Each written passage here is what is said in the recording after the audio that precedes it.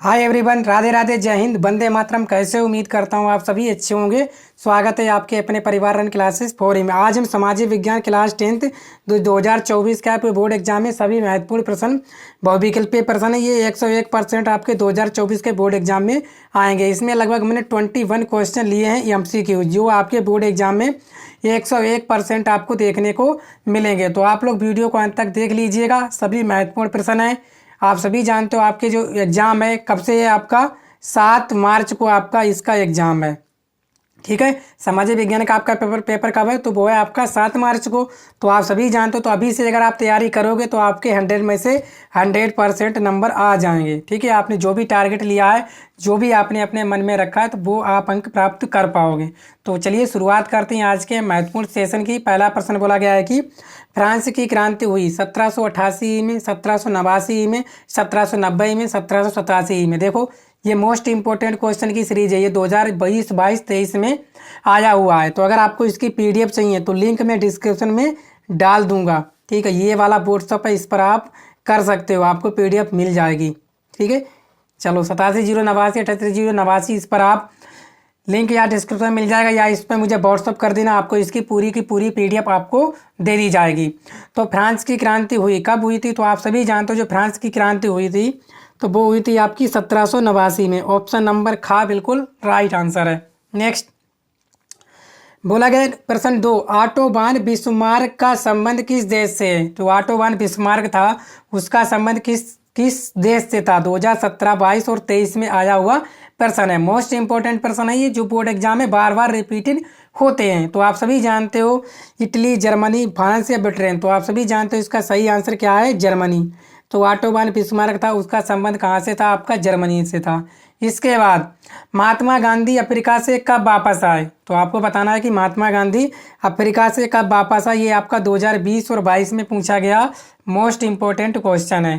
ठीक है, तो कब वापस आए, तो आप सभी जानते हो कब आए थे, तो आप लोग बताइएगा। तो वो आए थे आपके 1915 में। कब आए थे, 1915।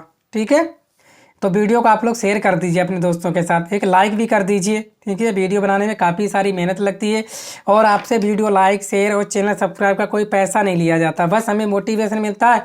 तो आप लोगों की और अच्छे महत्वपूर्ण प्रश्न लेकर आता हूँ, जिससे आप बोर्ड एग्जाम में अच्छे अंक प्राप्त कर सको। ठीक है, चलिए चौथा प्रश्न बोला गया, आर्थिक महामंदी का प्रारंभ किस वर्ष हुआ। 1919, 1924, 1929, 1934। तो आर्थिक महामंदी का प्रारंभ बताओ आप सभी किस वर्ष हुआ। तो आप सभी जानते हो, तो वो हुआ था आपका 1929। ऑप्शन नंबर गा बिल्कुल करेक्ट आंसर है। इसके बाद पांचवा बोला गया, गीत गोविंद की रचना किसने की। गीत गोविंद की रचना किसने की, जयदेव, समीर, रविराव या हसरत जयपुरी। तो आप सभी जानते हो जो गीत गोविंद की रचना किसने की, तो 2017, 2022 में आया हुआ। इस बार भी यही प्रश्न हमें लग रहा है देखने को मिल सकता है। तो गीत गोविंद की रचना किसने की, तो वो की थी आपके जयदेव ने। किसने की, जयदेव। ऑप्शन नंबर का बिल्कुल राइट आंसर है। इसके बाद 6th प्रश्न बोला गया, निम्नलिखित में से किस राज्य में काली मिट्टी पाई जाती है। 2018 और 2022 में आया हुआ प्रश्न है। तो बताओ आपकी जो काली मिट्टी है वो किस राज्य में पाई जाती है। झारखंड, गुजरात, राजस्थान, बिहार।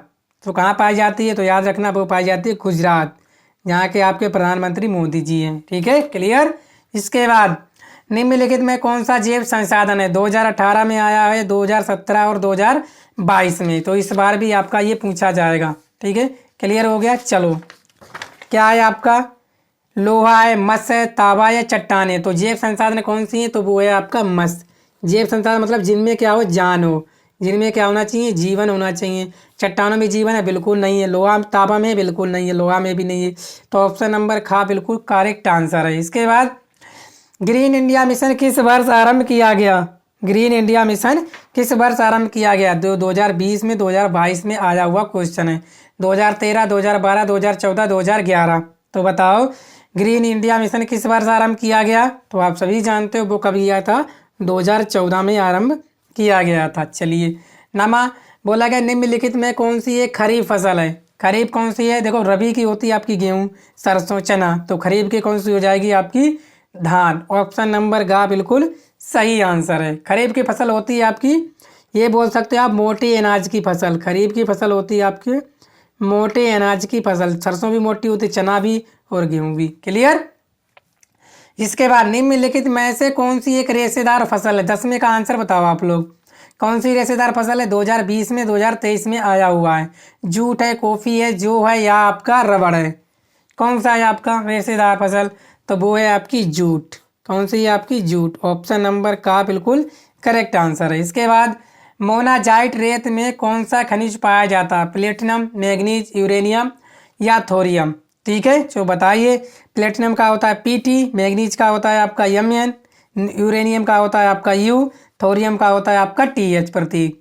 तो आप बताइए मोनाजाइट रेत में कौन सा खनिज पाया जाता है? तो याद रखना वो पाया जाता है आपका थोरियम। ऑप्शन नंबर घ बिल्कुल करेक्ट आंसर है। इसके बाद 12वां बोला गया है कि निम्न में कौन सा उद्योग चूना पत्थर को कच्चे माल के रूप में प्रयुक्त करता है? एल्यूमिनियम, प्लास्टिक, सीमेंट या मोटर गाड़ी?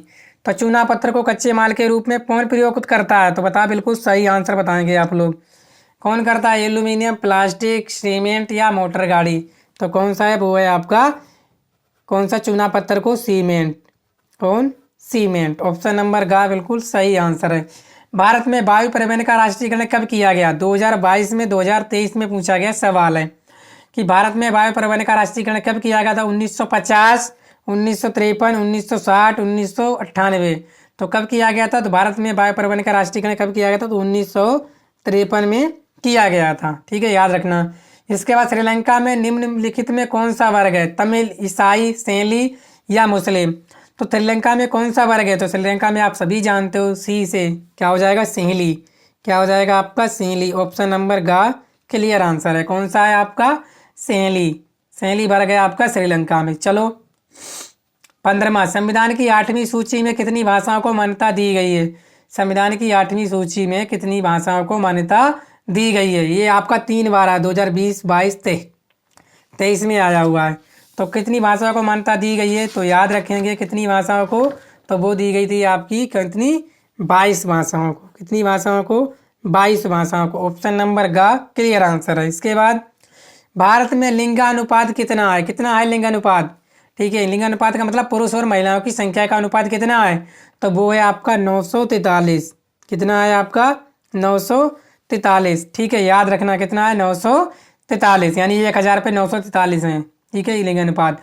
धर्मनिरपेक्ष राज्य में धर्म का कोई स्थान नहीं, एक राष्ट्र एक धर्म में विश्वास, केवल बहुसंख्यक वर्ग धर्म को मानता, सभी धर्मों को समान समझना। क्या आंसर हो जाएगा? तो धर्मनिरपेक्ष राज्य में आपका क्या होता है? धर्म का कोई स्थान नहीं होता है। ठीक है ना। और एक राष्ट्र एक धर्म में विश्वास, ठीक है, ये भी गलत हो गया। तो ये भी गलत हो गया।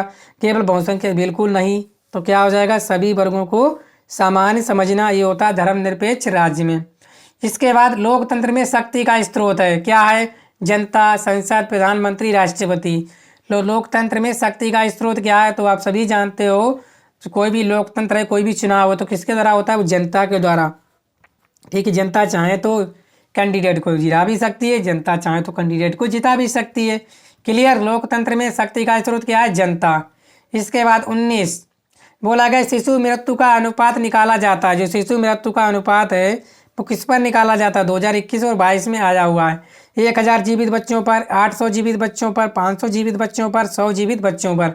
तो आप याद रखना कि जो भी आपका जीवित बच्चों का अनुपात होना चाहिए वो होता है आपका 1000 जीवित बच्चों पर निकाला जाता है शिशु मृत्यु का अनुपात। ठीक है, चलो क्लियर आंसर हो गया ऑप्शन नंबर का। इसके बाद जीटीपी क्या है? जीडीपी, इसको आप ऐसे बोल सकते हो जी और डी और पी। परिभाषा क्या हो जाएगी? ग्रोस। क्या हो जाएगा? ग्रोस। डी का मतलब हो जाएगा डोमेस्टिक और पी का मतलब हो जाएगा प्रोडक्ट। क्या मतलब हो गया? ग्रोस, सकल घरेलू उत्पाद। ऑप्शन नंबर क्या हो जाएगा? गा, सकल घरेलू उत्पाद। 20 में का गा बिल्कुल सही आंसर है। इसके बाद 21 निम्न में सार्वजनिक क्षेत्र में कौन नहीं है? सार्वजनिक क्षेत्र में कौन नहीं है? तो बताइएगा 21 का सही आंसर। सार्वजनिक क्षेत्र में कौन सा नहीं है? तो आपका रेलवे भी है, डाकघर भी है, सेल भी है, टिस्को आपका सार्वजनिक क्षेत्र में नहीं है। तो ऑप्शन नंबर घा बिल्कुल सही आंसर हो गया। तो ये थे आज के हमारे महत्वपूर्ण बहुविकल्पीय प्रश्न जो आपको सीधे सीधे एग्जाम में देखने को मिलेंगे। तो वीडियो को शेयर कर दीजिए, चैनल पर पहली बार आए चैनल को सब्सक्राइब भी कर लीजिएगा। मिलते हैं नेक्स्ट वीडियो में। Thank you.